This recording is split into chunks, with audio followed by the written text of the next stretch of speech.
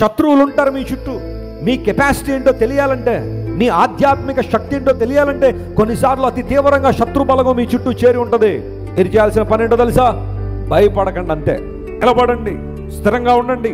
దేవుడే నా బలము, ఆయన నా ఆశ్రయము, ఆయన నా ఆధారము, ఆయన నడిపించువాడు, ఆయన నా వెలుగు, నా మహిమకు, నా ఘనతకు కారణం ఆయనే అని దేవుని విశ్వాసం ఉంచి మీరు నిలబడండి, అంతే. మీ పక్షాన్ని అర్థం చేసేది ఎవరో.